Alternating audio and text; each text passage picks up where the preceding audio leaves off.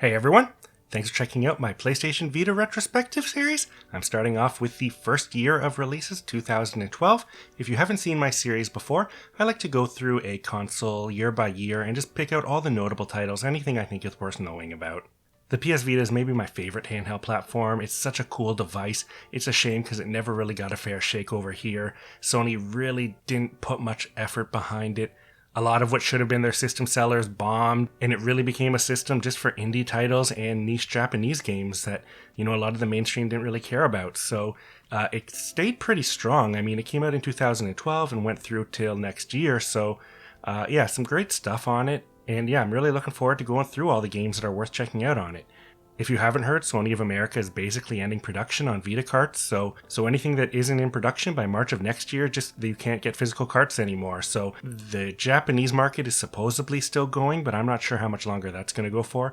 The Vita's always done well in Japan, and they still put out a ton of stuff, but I think I've heard that, even there, they're stopping some physical production. So before we get into the launch, if you dig this kind of content, please subscribe. It really helps me stay motivated to get a lot of these out. I want to do a whole bunch more consoles. I have done a bunch, so go back and check that stuff out. And let's get right into it. The PS Vita launched in North America on February 22nd, 2012, just 3 months after the Japanese release. It was released in a 3G model and a Wi-Fi only model, though the 3G model was pretty much dropped after release. The system uses cards now instead of the UMD discs that the PSP had, and that removed the load times and drive noise that was associated with the old system.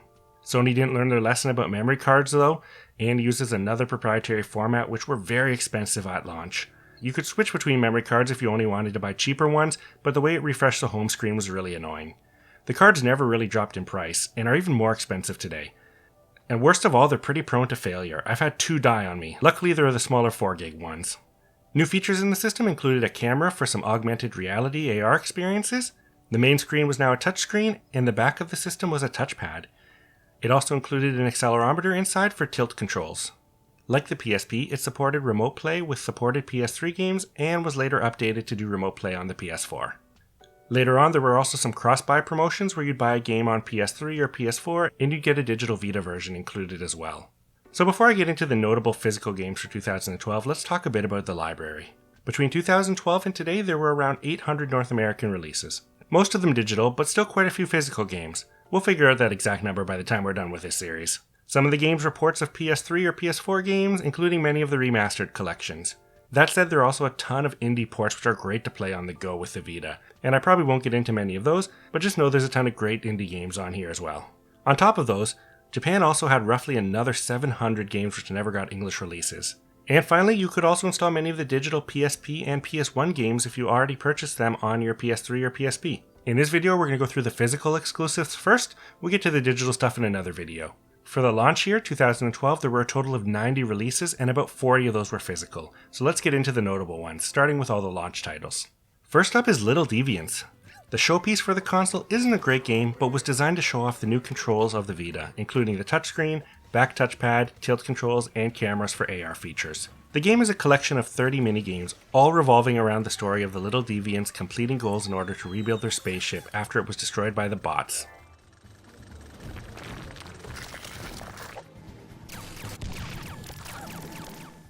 Next up, the first game I have in my collection, Uncharted Golden Abyss. This launch Vita showpiece really shows off that the console can have experiences comparable to the PS3. It's a side story to the Uncharted trilogy and tells the story of Nathan Drake from before Uncharted 1, where Nathan and Sully rescue a new character, Maria Chase, and the 3 of them end up in a race against a rival treasure hunter and warlord to find the lost city of Cuerva. From an overall design perspective, it's an amazing attempt to bring Uncharted to a handheld console with some caveats. The writing and dialogue isn't quite up to the level of the previous games, and the environments are smaller. But the biggest issue with the game is the forced gimmicky controls for some segments, including using the tilt controls to cross logs or touchscreens to clean dirty objects. These controls really hamper the overall experience, slowing things down, and sometimes leading to frustrating results or bugs. All that said, it's still one of the must-haves on the Vita.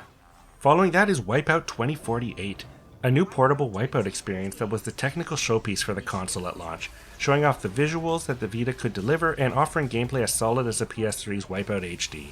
This would 100% be a must-own, but I've upgraded my copy to the Wipeout Mega Collection on PS4, which combines content from Wipeout HD, Fury, and 2048.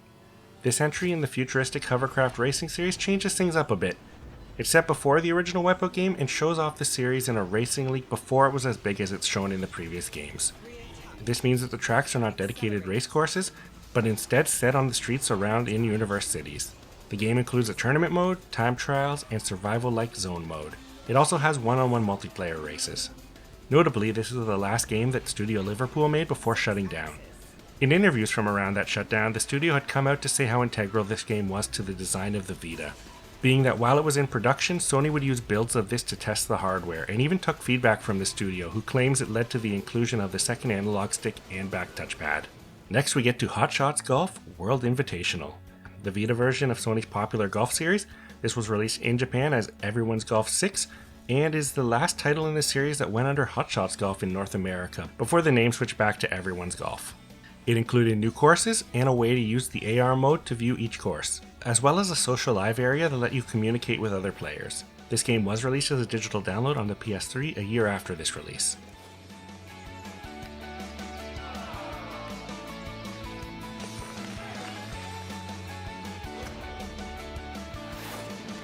Following that is Luminous Electric Symphony, a follow-up to the previous Luminous games, including the first two, which were really popular on the PSP.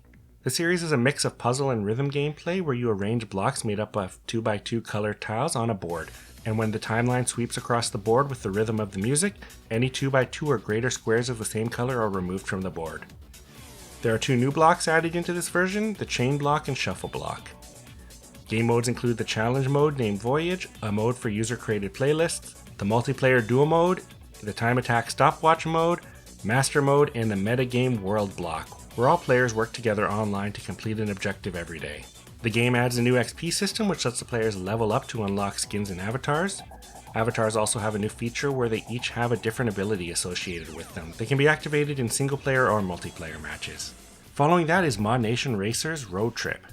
The follow-up to Mod Nation Racers brings the kart racing gameplay and customization options of the original PS3 and PSP games to the Vita. All character and kart customization is here, as well as the track builder, which utilizes the touchscreen. The game includes a new campaign mode with new tracks and 3 new weapons. Surprisingly though, the online multiplayer was removed, instead just letting you race against other players' ghosts. One neat thing is I'm pretty sure this game could load in user-created content from the PS3 and PSP versions, though the servers with that content may not still be up. After that we get Shinobido 2 Revenge of Zen. This is a third-person ninja action game that's actually the third in the series. It's completely unknown in North America, but had English releases in Europe on the PS2 and PSP. The game takes place in a region of Japan that's in the middle of a civil war and features 2 playable protagonists, Zen and Kaede.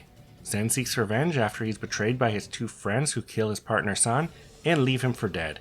He's found by the Asuka Ninja clan who save and train him. Zen and Kaede use stealth to take out enemies, but can also fight if discovered, and they can use a number of ninja tools and traps. The game uses a mission structure with a number of main and side missions, and a system where they get to choose which of the 3 sides of the Civil War to join with. Those lead to a different series of missions each. Apparently the digital version has been removed from the North American and UK stores, so this is probably something worth owning. Up next is Dynasty Warriors Next, a spin-off of the main Dynasty Warriors series that uses assets from Dynasty Warriors 7 Extreme Legends. It includes all playable characters from that game. Modes include the campaign mode, which includes 12 scenarios based on famous battles from history. A conquest mode which is based on the Empire sub-series and allows the player to join one of the 5 historical factions and then fight to take over regions of the map with the goal of taking over all of China. And finally, a Coalition 4-player multiplayer mode with a number of game types. Following that is Army Corps of Hell, an action strategy game that's kind of similar to Pikmin, where you control a group of 3 types of demons that you can send against enemies. The game includes 40 missions and supports 4-player multiplayer.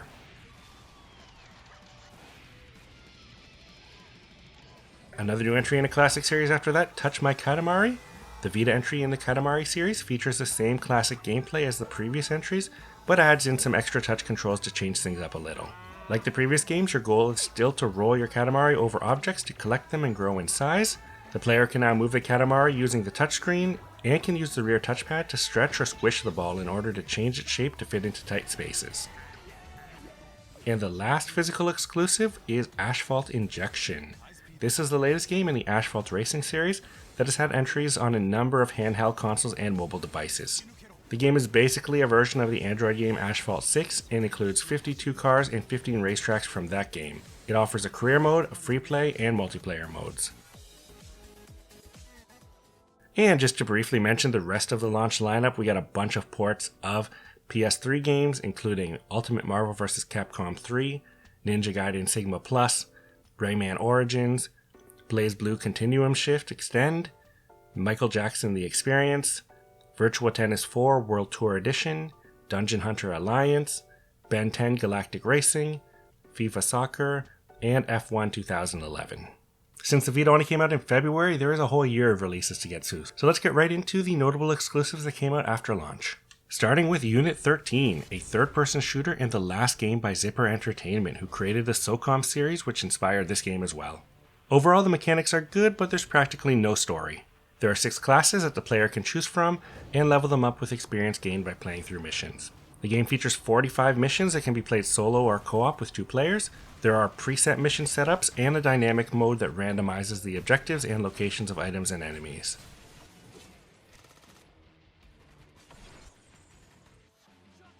After that was Reality Fighters, a fighting game with a focus on the Vita's AR features and a ton of customization options.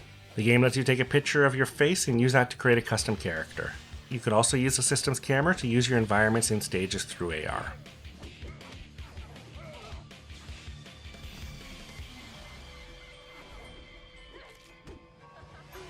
Ridge Racer was out after that, which should have been an easy win for a PlayStation console, but the Vita entry of the popular street racing series was criticized for its lack of content compared to other entries in the series. The game featured only some of the tracks and cars taken straight from Ridge Racer 7 and didn't contain any sort of campaign mode. Even the online multiplayer was controversial, as it included a kind of rubber banding feature that gave newer players better max speeds.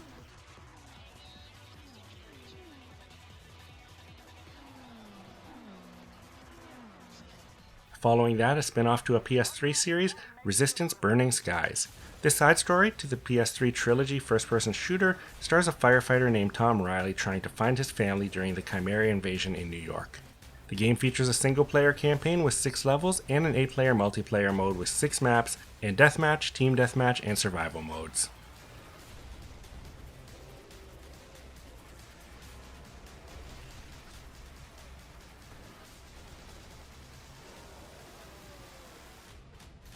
And finally, Gravity Rush, one of my favorite Vita exclusives for a long time, but I've since updated to the PS4 remaster, which if you live in Canada, you have to import from the US, but is well worth it. Gravity Rush, or Gravity Days as it's known in Japan, is a cool third-person action adventure where you play the shifter cat who can manipulate gravity. Gameplay involves moving through the open-world city, getting into melee fights with enemy creatures, and using your gravity powers for some really neat traversal. Cat's powers allow her to switch the direction gravity works for her alone. This allows you to basically fall in any direction. If you're standing on the ground in normal gravity, you can switch it to suddenly fall straight up into the air, or fall alongside the ground until you hit a wall that you can stand and move around. When you press the button to choose a new direction, you basically float in the air for a bit so you can pull off some neat traversal tricks, and switch gravity several times in a row. You can only affect gravity for as long as your bar allows, so you gotta be careful for when you run out of that energy. Throughout the game, you'll be completing story and side missions, and getting upgrades and new abilities. The story involves Kat getting back her memory, saving the city from the Navi monsters, and learning about the other mysterious gravity shifter Raven. It's not a perfect game, there's some complaints there, but overall it's a really unique experience. And next up, the second game in my collection, Metal Gear Solid the HD Collection for Vita. Really, this should just be considered another PS3 port, and a worse collection at that, but I have to have it as part of my Metal Gear collection, so I have to at least mention it. The collection contains Metal Gear Solid 2 Substance and Metal Gear Solid 3 Subsistence, as well as the MSX ports of the original Metal Gear 1 and 2. However, it doesn't include Peace Walker, which was in the console versions of this release. New controls have been added using the touchscreen and touchpad to make up for the missing R1 and R2 buttons and the lack of analog face buttons. Lastly, you can transfer your save data between the PS3 and Vita versions if that service is still up. That may not be as handy today, but it does help you get double trophies from both versions of the game more easily if you care about that kind of thing. Following that, another big PlayStation series, Little Big Planet PS Vita.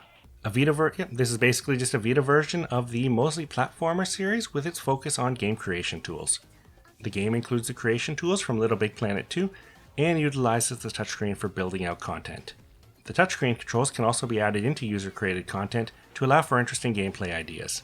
Aside from the creation tools and shared user content, which who knows how long that'll be up for, the game includes a 40-stage story mode, and a mini arcade section where you unlock a number of pre-made mini-games to play.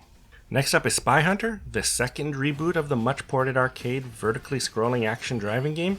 This is only worth mentioning because it was only on the Vita and 3DS, but by all reports it's a pretty mediocre game. And next up, another game in my collection, and one that I have to pick up even though it's really not great, but it is interesting. That is Silent Hill Book of Memories. This was developed by WayForward, who are known for some amazing games but had no previous connection to this series. The game is a top-down hack-and-slash dungeon crawler where the player controls a custom character, which they create with one of the game's 5 classes, and use to progress through the game's 8 worlds. Each area is loaded with monsters that you can kill using melee or ranged weapons, and loot to find and equip. Throughout the game you'll get XP to level up and money you can spend at shops. There's also some basic puzzles to solve. The story surrounds a book that contains all of the characters' memories, and can supposedly be used to change the decisions they've made in the past. A kind of morality system judges your actions throughout the game and changes the ending. Once the story is done, you can keep playing randomly generated dungeon areas. The game also allows for 2-player ad hoc or online co-op. And next up, a game from a series better known for other consoles, Super Monkey Ball Banana Splits. This is the last traditional game in Sega's Monkey Ball series that features the gameplay of moving around a ball with a monkey in it in order to get through a number of obstacle courses and reach the goal. The main mode contains over 100 stages and there's 8 extra mini-games added. There's also Creation Mode, which allows the player to create custom courses using the Vita's touchscreen and camera. After that, Zero Escape Virtue's Last Reward. A really interesting release since 999, the first game in this series, was only released on the DS, and while this is a new story, it does follow and references the events of that original game quite a bit. Now this game, Virtue's Last Reward, has been released in a bundle with 999 as the Nonary games, so that's the version to get if you want to get it on the Vita. And next up is Assassin's Creed 3 Liberation. This is actually a pretty good spin-off of the Assassin's Creed series that I really enjoyed and only don't have because I updated to the HD version in the Assassin's Creed Americas collection on the PS3. It was also released alongside the remastered Assassin's Creed 3 as DLC for Assassin's Creed Odyssey, so I bet we'll see a physical release of the America collections for modern consoles. The game uses the Assassin's Creed 3 engine and takes place in New Orleans around 1770, set between Assassin's Creed 3 and Unity. The story features a bit of the modern setting, similar to Black Flag's Abstergo Entertainment stuff, and it stars the series' first female protagonist, Aveline, a unique character who can switch costumes, using her status in society to achieve some goals and her training as assassin to complete others. Different gameplay and stealth options are available depending on which costume is being worn. The Vita's touch and tilt controls were used for some new gameplay elements, and overall the smaller environments made for a much better paced game in my opinion. It also featured a strange strategy board game like multiplayer mode that was only available on the original Vita release, though likely no longer playable. After that was Ragnarok Odyssey, a Monster Hunter-like co-op action RPG based on the Korean MMO Ragnarok Online. The gameplay involves creating a custom character with one of the 6 classes and taking on missions to kill enemies or collect items. Instead of the traditional leveling system, the game focuses on finding better equipment and equipping stat boosting cards to get stronger. An updated version of this game was released on both Vita and PS3, so this version is kind of deprecated by now. Into the last couple months of the year, we get Call of Duty Black Ops Declassified. What was expected to be a killer app for the Vita, as one of the biggest franchises in gaming comes to handhelds, was a letdown. The game featured a new story mode taking place between Black Ops 1 and 2, a survival mode called Hostiles, and a 4-on-4 multiplayer mode with 7 maps and 5 modes. Unfortunately, fans were just really disappointed. It was awkward to control, buggy, it had really small multiplayer maps, and the campaign was incredibly short. Which brings us to the last physical game I have for the year in my collection, and one every Vita fan should own, Persona 4 Golden.